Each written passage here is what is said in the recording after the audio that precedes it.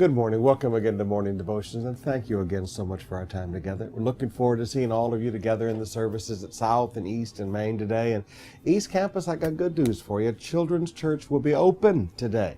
So all of the facilities and Children's Church will be open, and we're getting everything all set up. We've been working hard on it all week, and the air conditioning is in, and the new floorings are in, and we're getting all the little things set up, and it's just going to be a good day to finally have all the kids in their own home also. So thank you for all of your patience. You've been so gracious and so wonderful.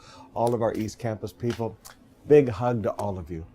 I want to talk to you for just a moment today in our daily devotions about what kind of wife to choose, and women, maybe what kind of a woman to be.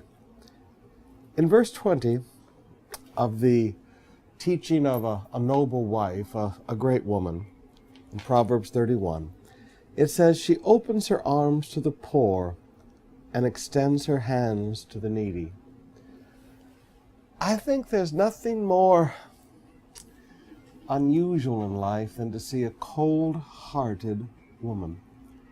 A woman who has no love for the poor, a woman who has no compassion for those in need. I cannot imagine what it would be like to be married to a woman who had no compassion on the needy. Now, sometimes in the world today, we look upon compassion for the needy as almost it's a negative thing. I had some businessmen come to me one day and they said, Pastor Summerall, you need to relocate the church out of the poor downtown area, move it to one of the wealthy areas of town. And you're just going to have to forgive me.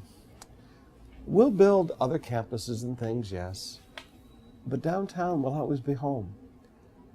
And when I go and I visit through the downtown areas in Tondo and Caloocan and Santa Cruz, especially Tondo, I was visiting many of our families the other day, and we were there very early in the morning. We start our first visit before 5:30, and I saw all the families sleeping in the parks. I saw all the little children huddled up with their kuyas and sleeping in the parks with nothing. And I sat there and I looked at all of that need. And I remembered this verse.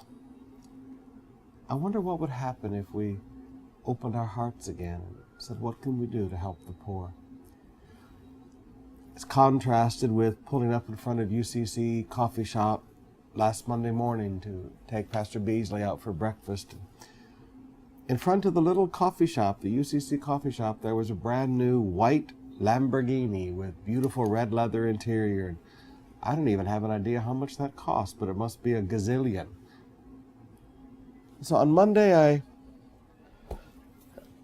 I see a car worth who knows how much money parked in front of a little coffee shop.